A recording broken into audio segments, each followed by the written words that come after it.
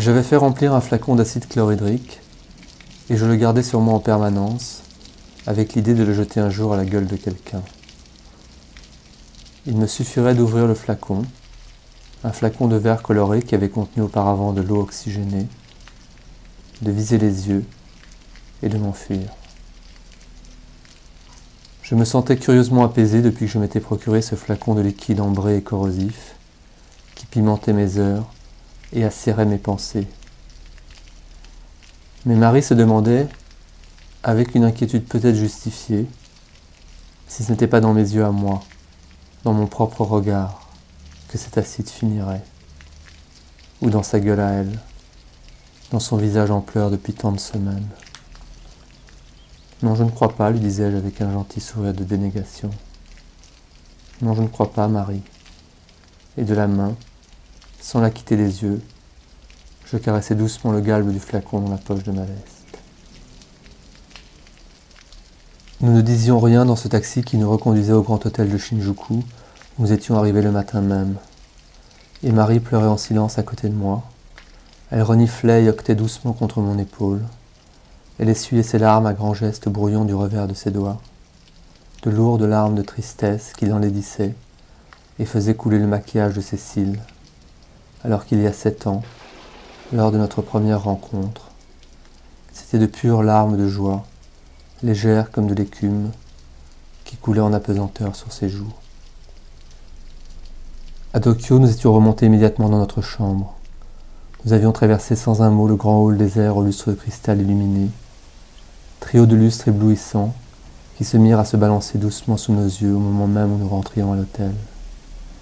Les lustres se mettant à osciller sur eux-mêmes, comme des cloches de cathédrale, s'ébrouant lentement sur notre passage, dans un cliquetis de verre et de cristal qui accompagnait l'irrésistible grondement de détresse de la matière, qui faisait trembler le sol et vibrer les murs. Puis, l'onde passée, la lumière ayant vacillé au plafond en plongeant un instant l'hôtel dans l'obscurité, les lustres, encore en mouvement, se rallumèrent en plusieurs temps dans le hall et se remirent en place dans le frissonnement en rebours de milliers de paillettes de verre transparentes, retrouvant peu à peu leur immobilité.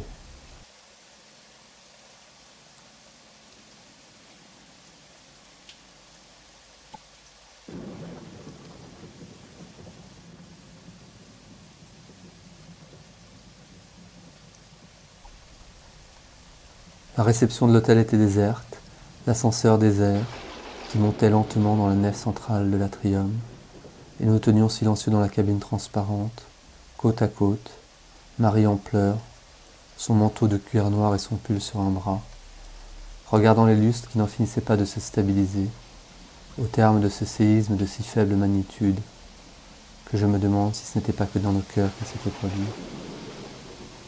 Le couloir de l'étage était silencieux, interminable, moquette beige, plateau de room service abandonné devant une porte, avec des vestiges épars de repas, une serviette de guingois jetée à travers une assiette sale. Marie marchait devant moi, les épaules lasses, les bras sans force, laissant traîner une main à côté d'elle sur les murs du couloir. Je la rejoignis devant la porte et introduisis la carte magnétique dans la serrure pour entrer dans la chambre. Et à chaque fois, ces 2 soirs, à Paris et à Tokyo, nous avions fait l'amour, la première fois, pour la première fois, et la dernière, pour la dernière.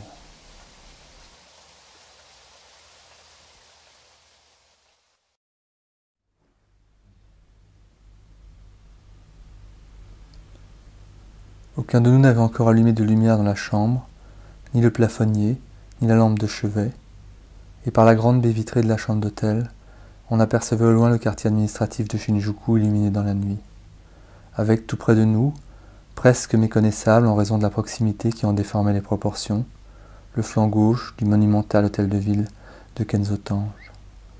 En contrebas, à quelques mètres de la fenêtre, apparaissait l'ombre d'un toit plat, en terrasse, recouvert de hautes rampes de néons verticaux, qui clignotaient imperturbablement dans la nuit, comme des balises aériennes, avec des reflets intermittents et dilatés, rougeoyants, noirs et mauves, qui pénétraient dans la chambre et recouvraient les murs d'un halo de clarté rouge indécise, qui faisait briller sur le visage de Marie de pures larmes infrarouges, translucides et abstraites.